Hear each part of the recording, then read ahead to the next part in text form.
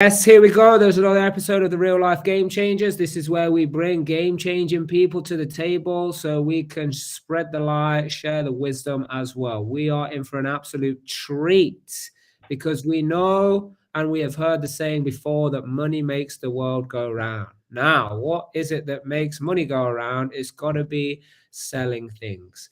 So that's what we're all about here. We're going to see how can we have an angle of selling that's going to help people. So first of all, what I want to say is thank you so much, Fred, for joining me on here this evening. I feel that we're in for an absolute treat with you. Oh, I certainly hope so. Yeah, I'll try and share as much as I can to help people get better at sales. Yeah, I think we're on the same page with that one. Yeah, for sure. So what an amazing insight you've had over the last 22 years. You're traveling all over the world 14 times, 36 different countries. You work with over 10,000 salespeople. And you have identified what makes people unique and what makes them different. So we're excited to get into that. I'm super excited to get into that. So just before we go any further, let's just give us the highlight reel of Fred. Like, what was it like growing up, and what were all your experiences that led you into this field and where you are today? Yeah, well, I mean, I sometimes to go right back, and the backstory with sales is that my first job was in selling. I was 8 years old. Yeah, Wow. it's a it's quite a funny one. So the family had a family business. It was builders merchants, and on Boxing Day we had this big sale. And when I was 8, I was allowed to go and help. All right, can you imagine 8-year-old helper? And so they kitted me out in this kit. Like I got this big orange polo shirt, man's shirt. Remember those orange, those brown warehouse coats? Yeah.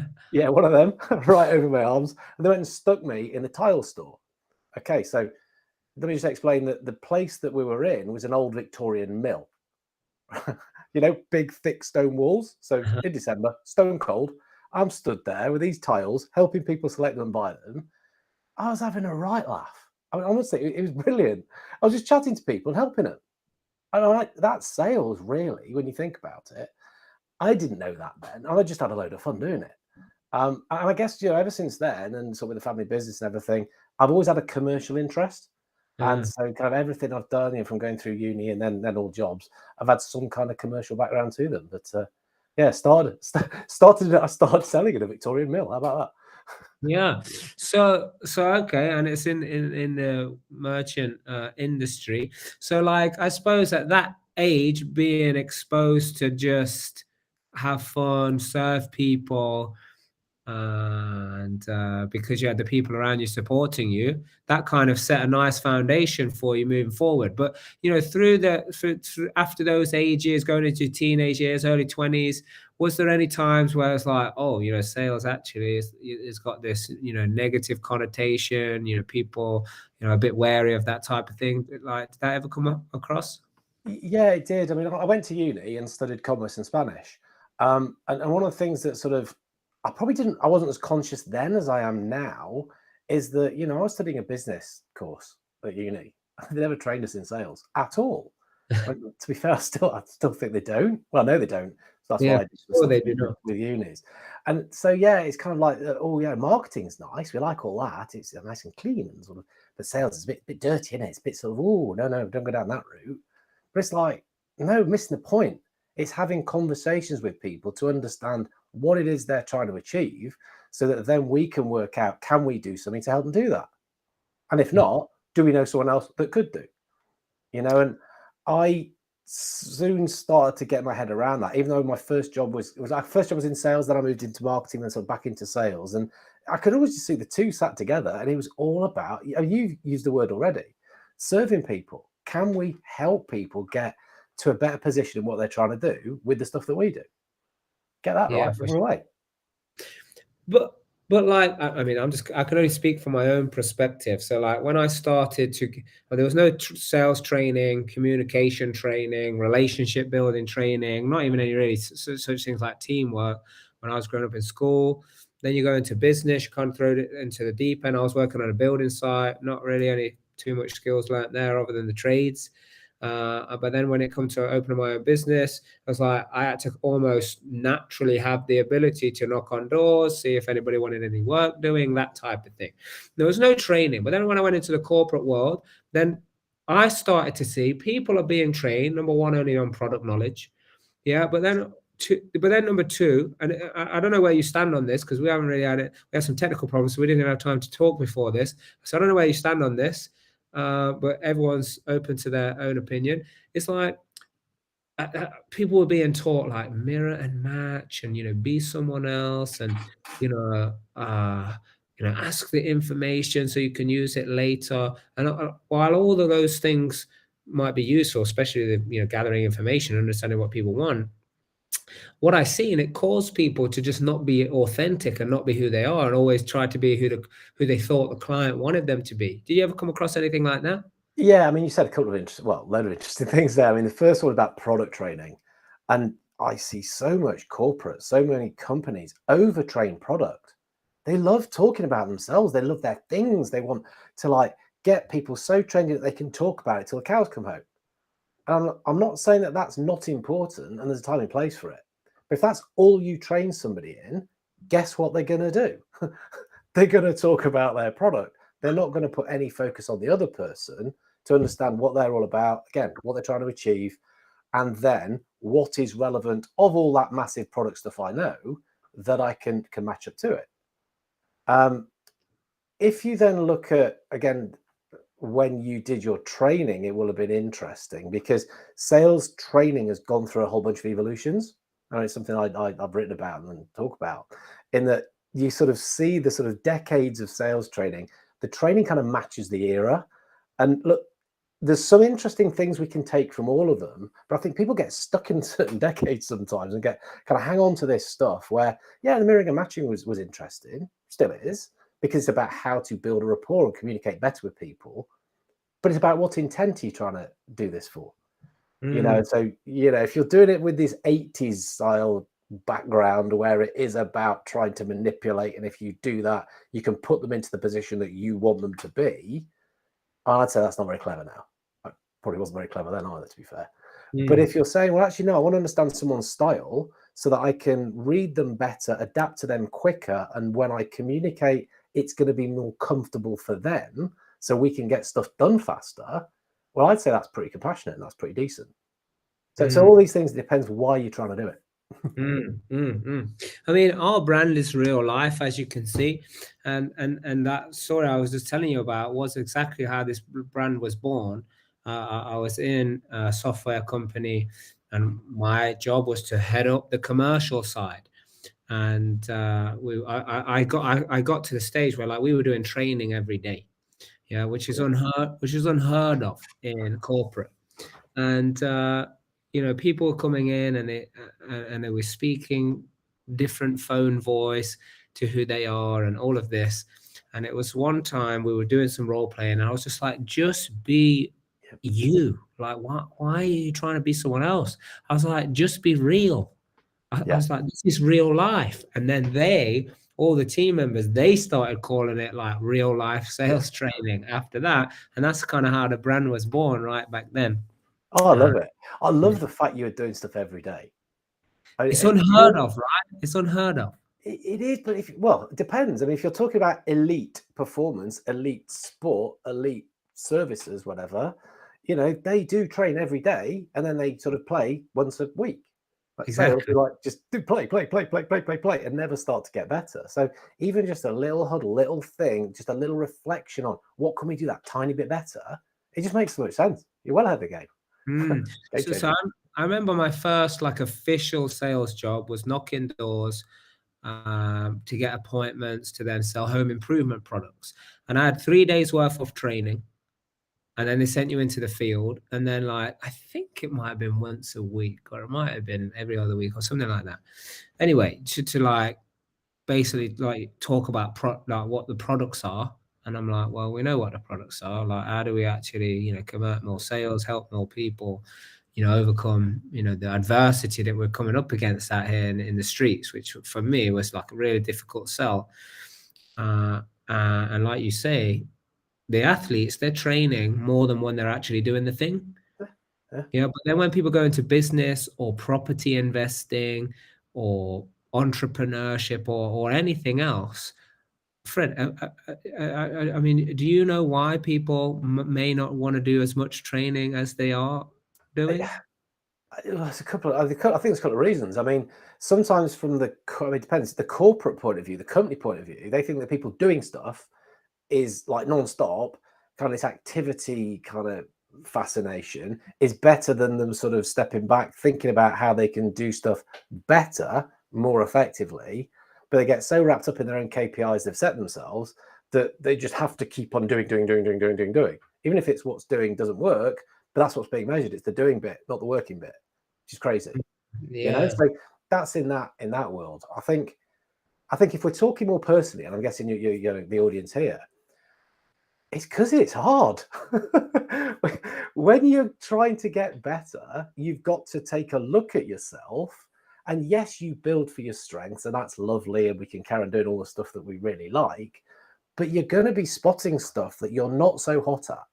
And that isn't always fun to recognize it, to then be able to do something about it, which will push you outside your comfort zone. Yeah, because it's naturally going to be uncomfortable if you stay doing all the stuff you like doing. But when you do start doing that and it becomes part and parcel of what you do, it becomes more comfortable. But the thing which is probably stopping people doing it is it's hard.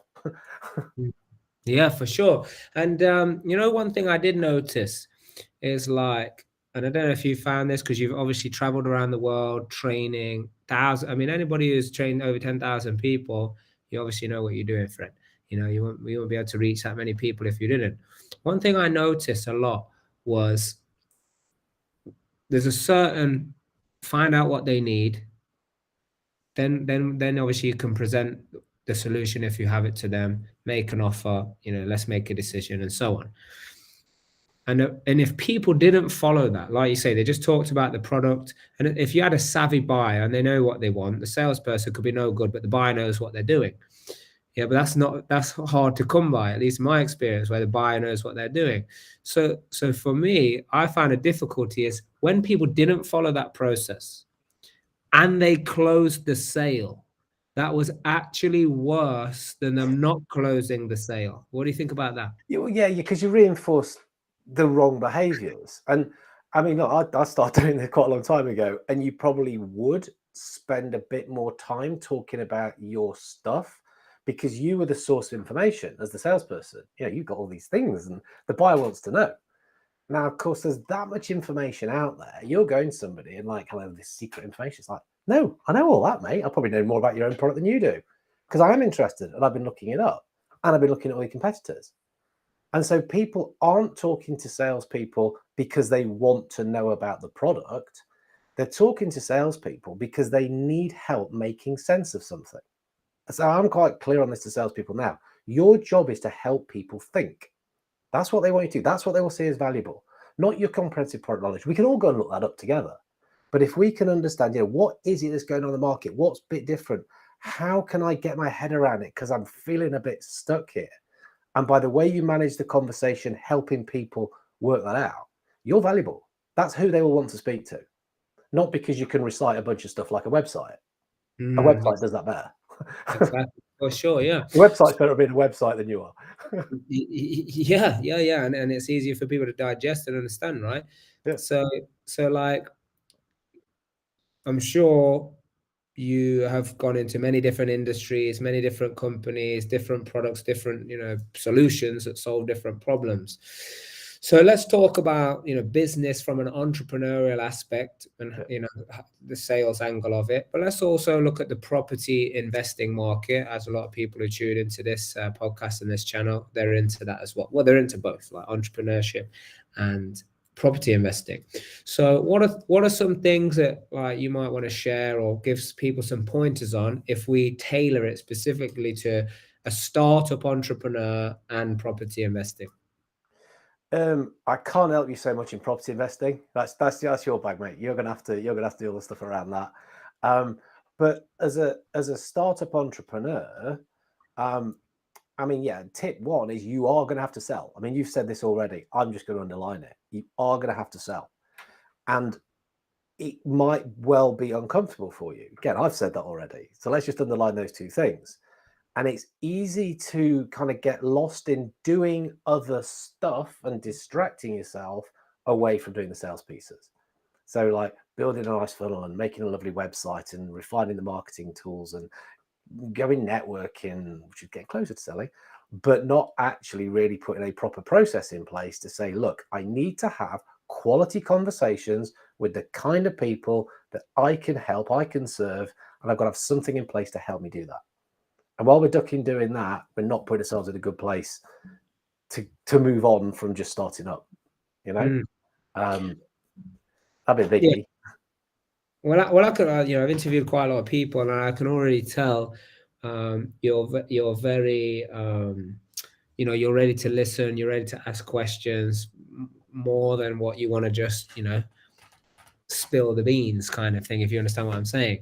So let's say if you was going into a business like you do, and you want to help them, and their craft is raising finance, and finding property deals, working with estate agents and working with teams like building and contractors. Like, how could someone use sales skills or tune in to really benefit and separate themselves from the average? Okay, so the stuff that I'm working on at the moment, and why I wrote the first book, is that I talked about these evolutions of sales, and we've kind of moved on from the 80s, this whole close nonsense, into the consultative selling of the 90s. Now that's worthwhile getting your head around. So thinking like a consultant and being able to understand what someone's trying to achieve, how they're going to do that. But that's 30 odd years old. When we looked into the noughties, this is where people were talking about adding value. And so we add value by working with somebody to understand what value means to them. And so shining different lights, giving a different perspective, bringing an insight. So back to that stuff I was saying, helping people think. Tens was all about selling stature, so about kind of personal branding, we call that now. But this last evolution into the 20s, the point I'm making is that it's about collaborative selling. It's taking this stuff and just bringing it up a notch so that we are thinking like partners. Now, you don't have to be a partner. I'm not saying that you're going to rock up and create a joint venture straight away or a formal alliance or anything like that. It could be a one-off little deal. But when you think like a partner, that's going to kind of inform all your behavior. It's going to change how you go about doing stuff. You'll be a way better, more attractive person to work with, because you'll be doing stuff based on both parties really getting something from that interaction. Thinking like a partner is, for me, the key now to being good at any flavor of sales, if you like. That's super interesting what you just said, like thinking like a partner. And just very quickly, I'll say, like, when I was coming through my 20s, I learned to be very cutthroat, let's say, and very brutal in my negotiations. And I remember I was in an Arab country one time, and they love a good negotiation. And I remember I bought 2 watches, half the price of what one would cost, and they were so annoyed. I actually thought they was like coming after me. That's a different story, though. But later down the line, I realized that that's not good. So I don't remember where I first heard it, but this whole point of view of saying, okay, when I'm negotiating a deal, I must be able to turn the deal around and still want to accept it. And if not, then why should I be negotiating and putting them in that position to do it? Would you say that's kind of similar with this whole partnering mindset? No, I love it. I love it. That's a really smart, quick way of just testing. Like, if I was sat on the other side of the table, would I still be talking to me? No, I wouldn't. Well, why am I still here then? When I really started thinking about this partnering stuff, it's because I've been doing some research into a thing called PQ, so partnering skills.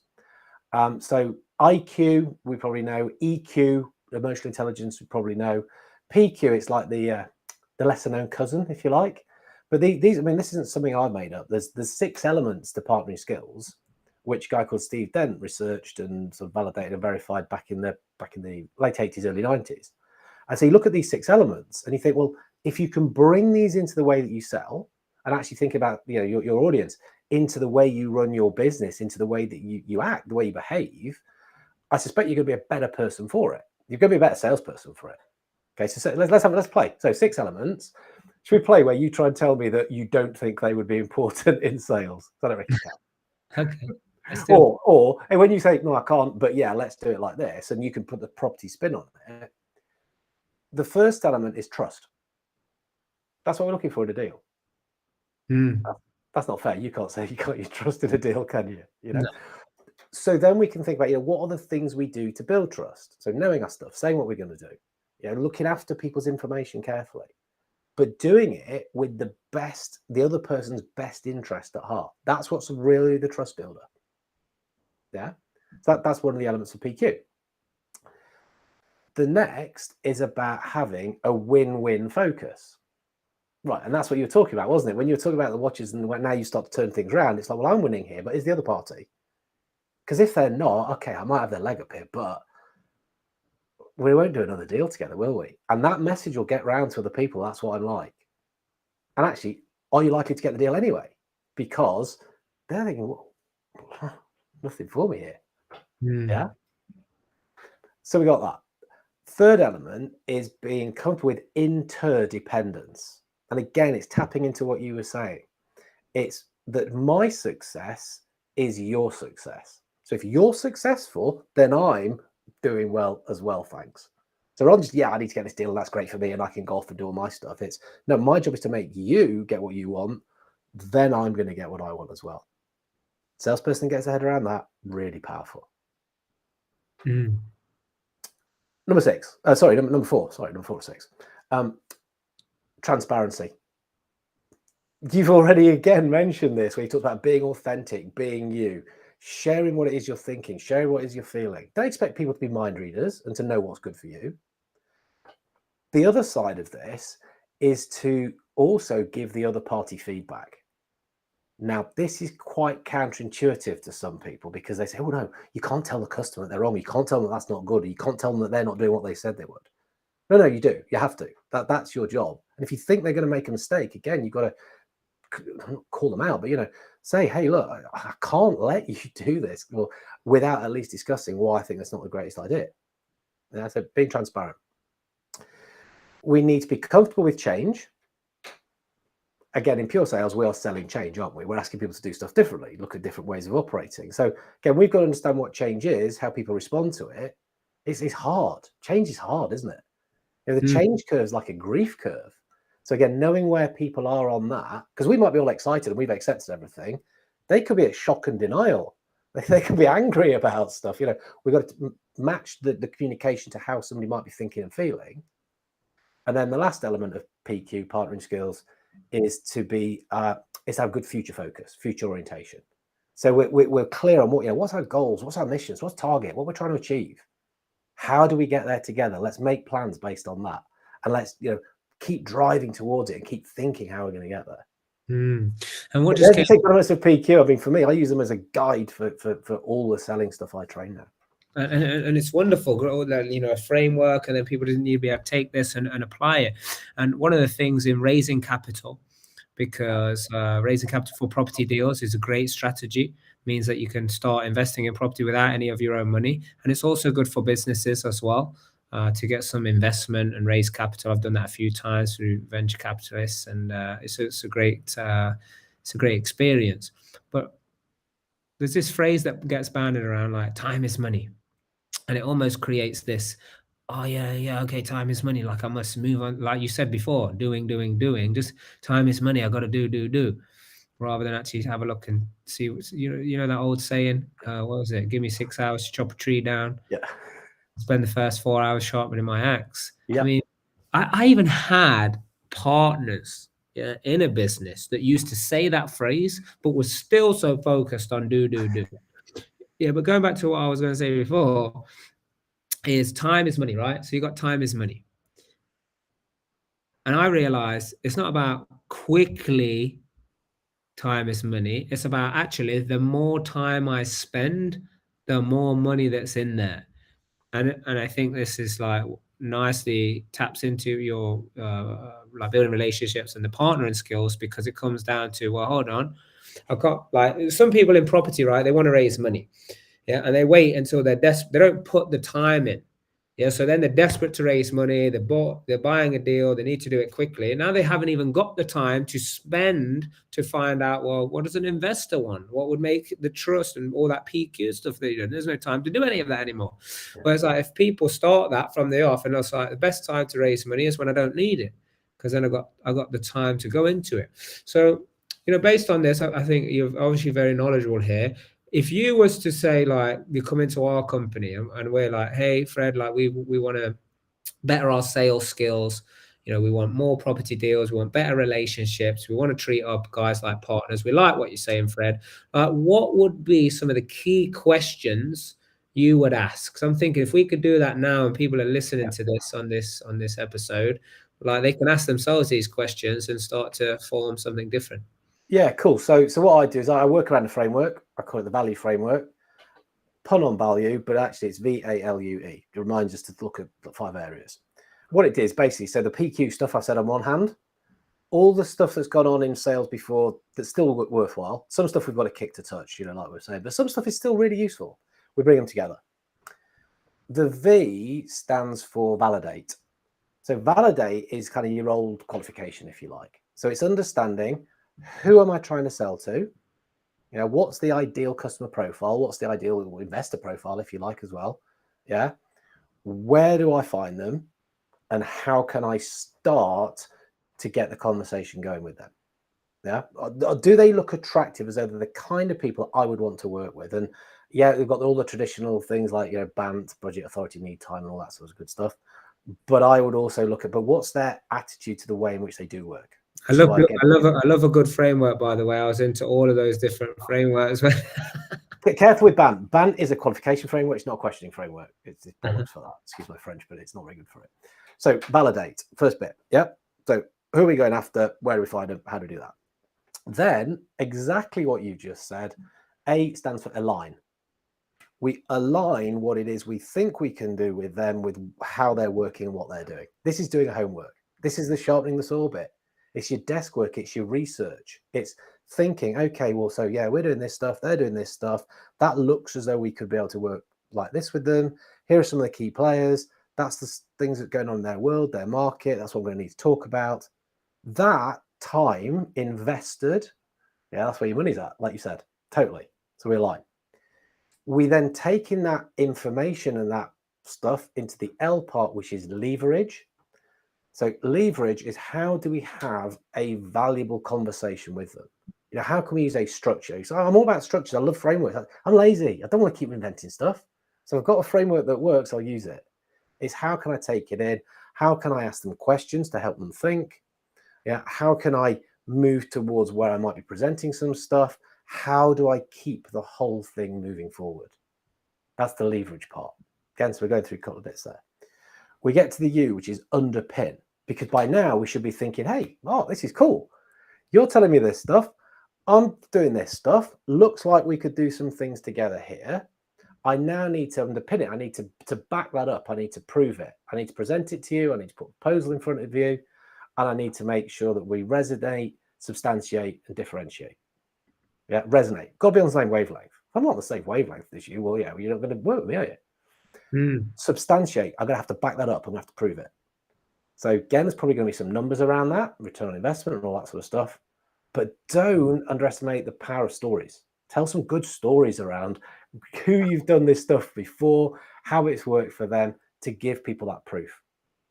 And then differentiate is, just by being different isn't a differentiator. It's got to be relevant to you.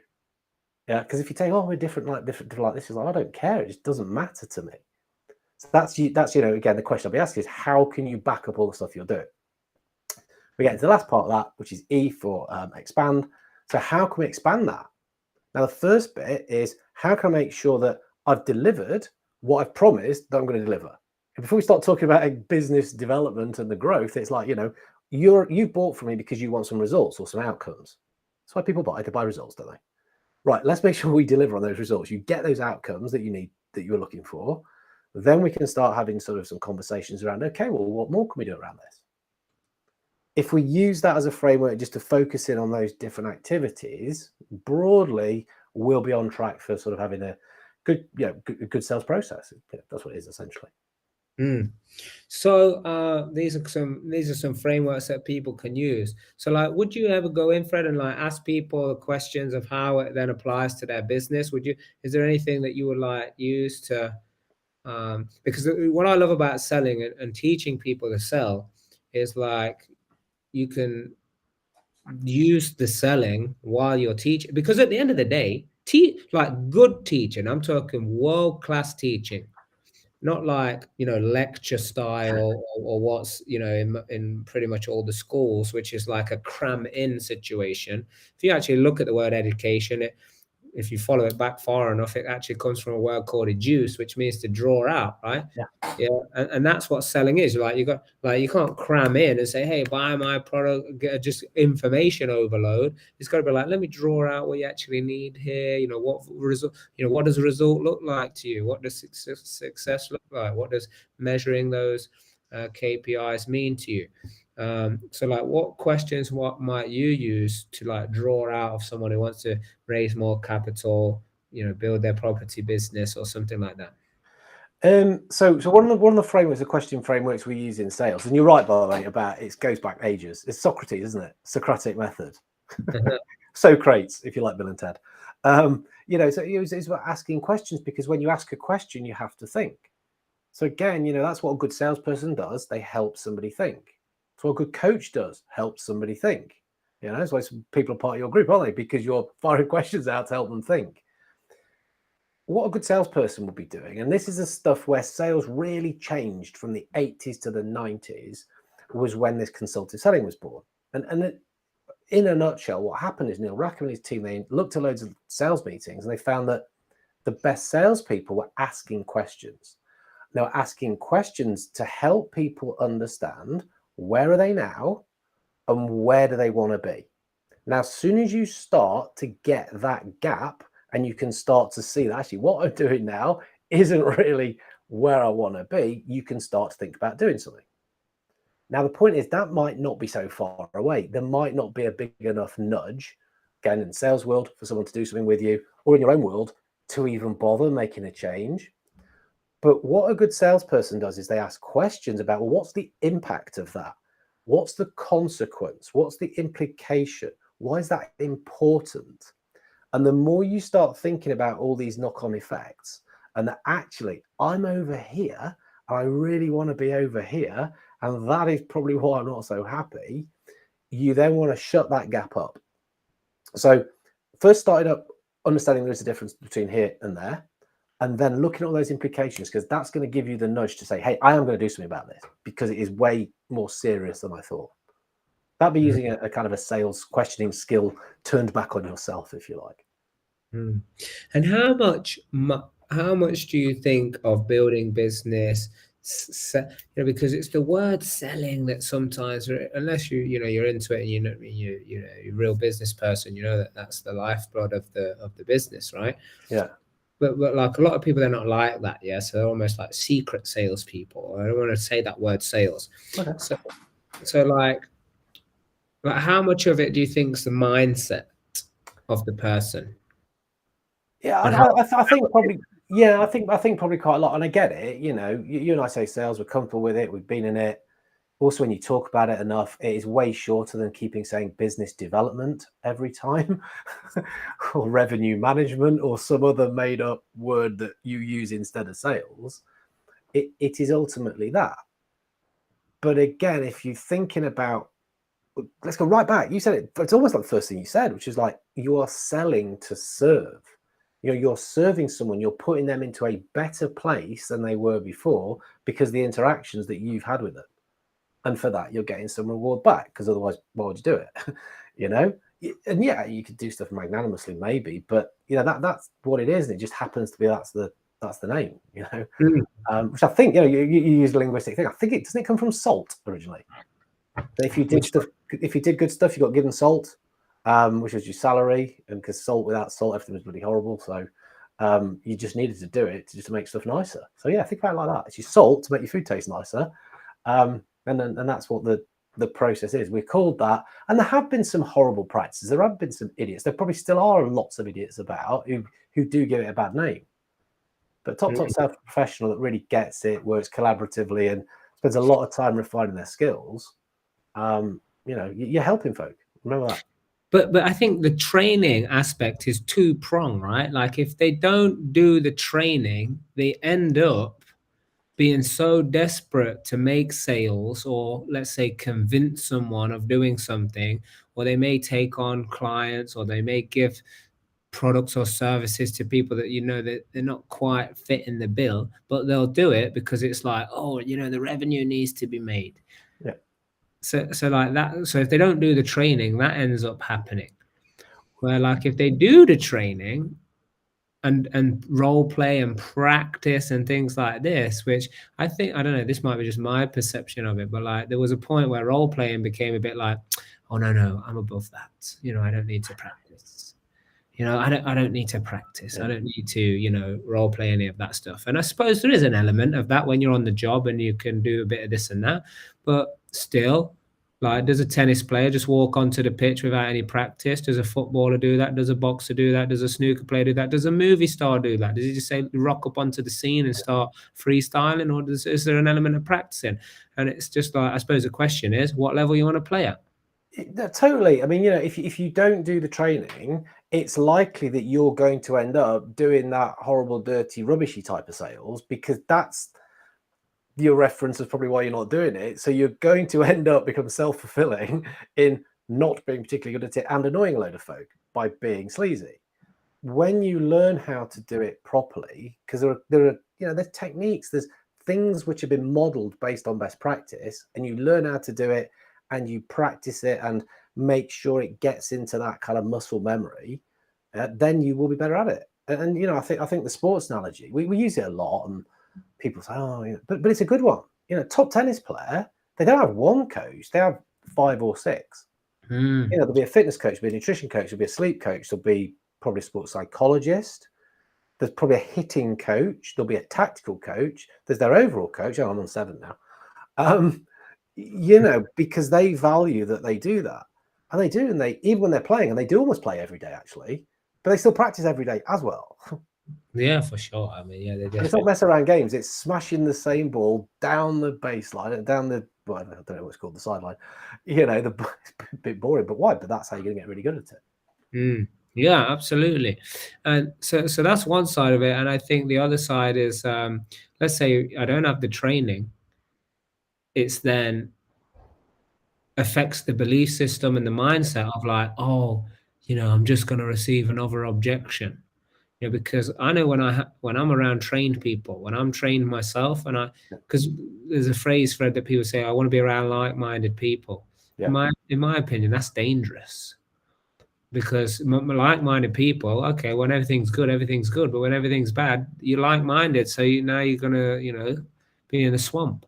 Where I want to be around trained people. So like, if I start to lose myself or I'm not doing the right thing, I need the trained person to call me out. The like-minded person don't do that. The trained person does. So I remember in my early days, I spent more time like looking to build people's confidence, helping them like through rejection. Yeah. Where these days, and even just this morning, I had a couple of my guys where I had to tell them like, look, you're just looking for people who you can help. Yeah. Like if there's somebody who either we're not able to help, or they don't want help, because that's also a large category of people, then let's, what's the to worry about? Are you taking it as a personal objection, like they don't like you as a person? Just this, but that's when you're not trained, because you're trying to force something that don't fit. My first question is this person even someone I can help or not? Yeah. And I think in the second software company is where I really made that switch. Yeah, the second software company we were building, I was like, you know what? I'm not calling someone to book an appointment. I'm calling someone to see if they qualify to come and attend an appointment with me. Yeah. Yeah. And it changed, and in a way, it might have been a little bit of ego, but it raised my confidence. Like, they're not qualifying me anymore. I'm qualifying them to see if they're good enough to come and be on a call with me, for me to see if they need some help with whatever we got going on. Yeah, no, I like that spin on the mindset. You know, I call it validate. Same thing. I'm going to validate that as something that I'm going to spend some time and effort on, because it looks like, yeah, we could probably get on. I can see the way they think. I can see what they're trying to do. Yes, there's going to be a thing. Now, I don't know because I've not spoken to them yet. They might be totally closed. You know, they could have all these things which are great, but they're fixed mindset, and it's just like, okay, well, we ain't going to go anywhere with them. So yeah, I think that makes a lot of sense. And to kind of, I sent myself nuts doing this, by the way. You know, I used to have a long, flowing head of hair because I used to try to help everyone. No, I really, honestly, I did. I'd spend so much time trying to help folk and almost kind of forcing stuff on people. And I'm talking as a sales trainer now, but it's a similar kind of thing, you know, where some people just didn't want it. I'm like trying to save them, but I couldn't. And what I realized is this is ridiculous, because while I'm trying to save these people who don't want saving and are wasting my time, effort, sucking my energy out, there's all this other group over here that do want this stuff, and I'm penalizing them because I'm trying to get these idiots, for whatever word, to like play ball, and all these guys over here do. So now I'm just far quicker to go, no, okay, fine. Let's work with this group who do want the help and who want to play ball, and we can have way more fun as well, you know? And you just reminded me of the untrained person, and I see this a lot in property investing, but everywhere.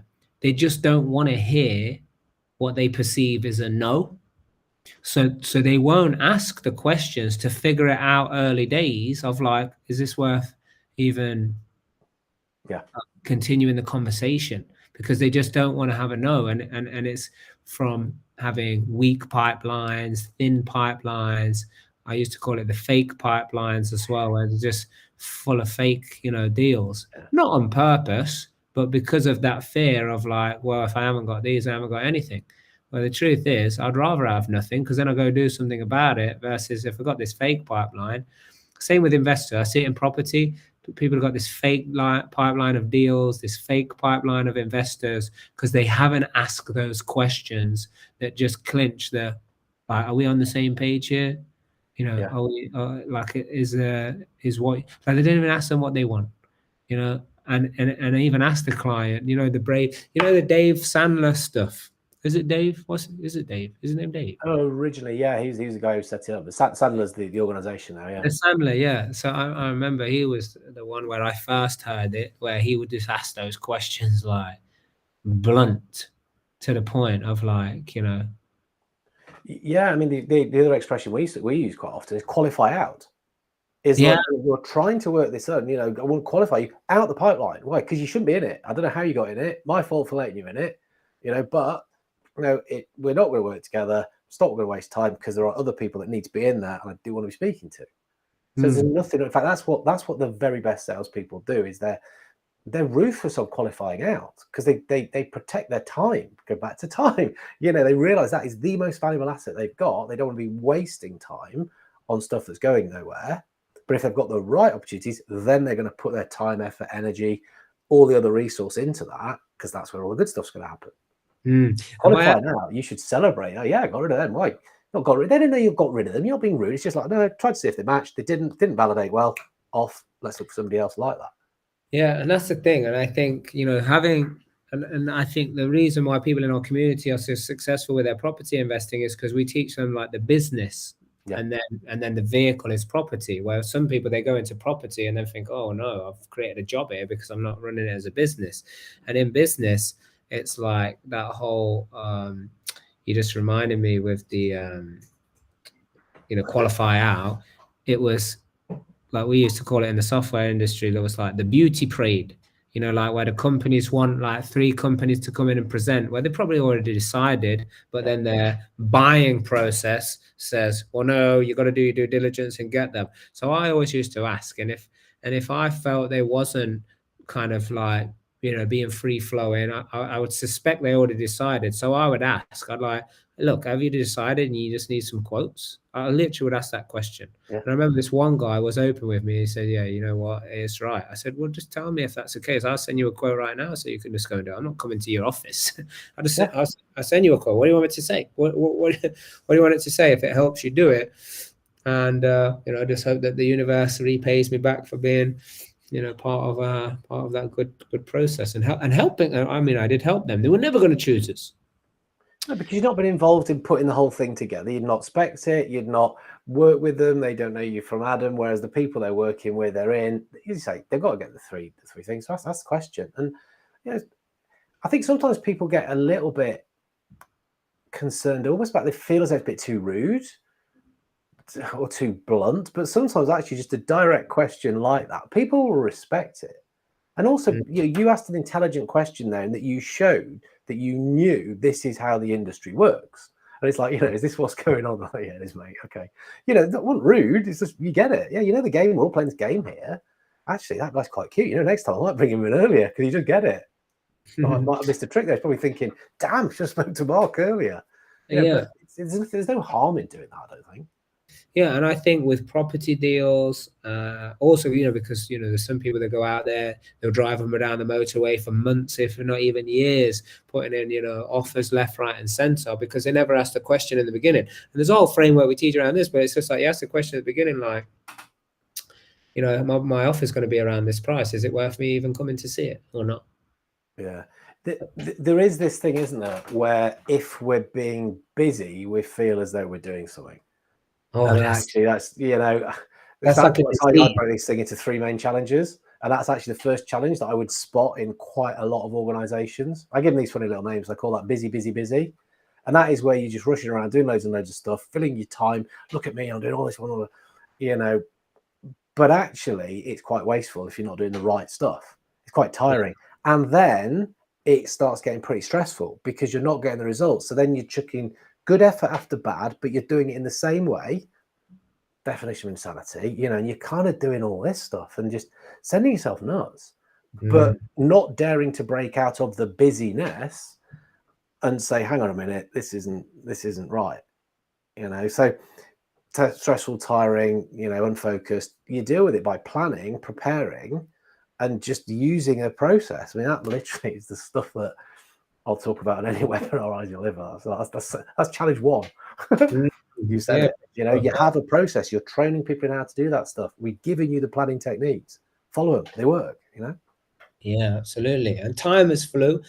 So I always ask these 2 questions. These are really important questions before we go. But how calming, I don't know about you, but this feels a very calming conversation. Great to just speak to someone who is relaxed around this whole topic of, hey, listen, we want to help people.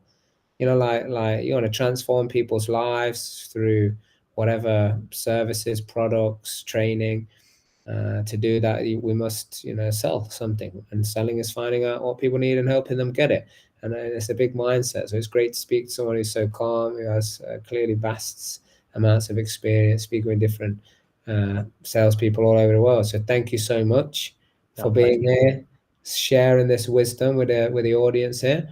But 2 quick questions before we wrap this up. The first one is, let's say right now you got a microphone that translates into all the different languages across the whole entire globe.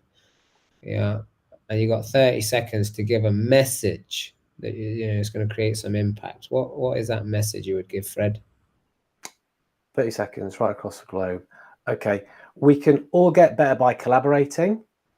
If we all learn and share, which is a decent definition of collaborate, we can all be good people doing good things in a good way and all be better for it. Nice. That is brilliant. Yeah, very fitting. Yeah, for our community. Lots of people in our community collaborate, work together, want to see each other win. So yeah, that's good. Now we have a saying this is our last question here. We have a saying that says in our community that we must always do the right thing for the right reason. Now, why is that?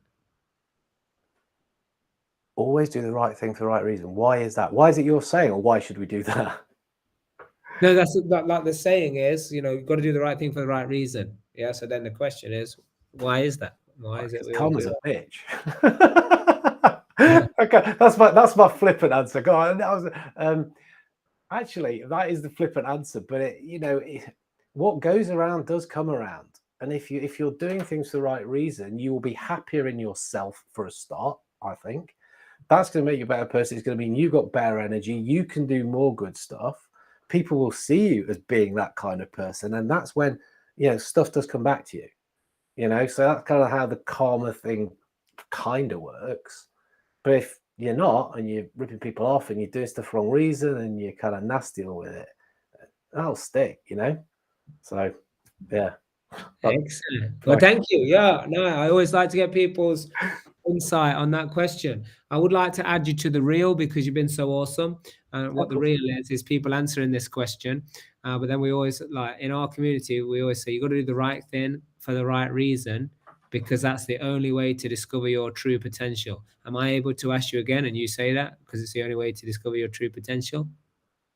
Right thing for the right reason, because it's the only way to discover your true potential. Also, you said it all by yourself. It's fantastic. Oh, sorry, were you supposed to prompt me? No, that's good enough. Loads of different angles on it, loads of different takes.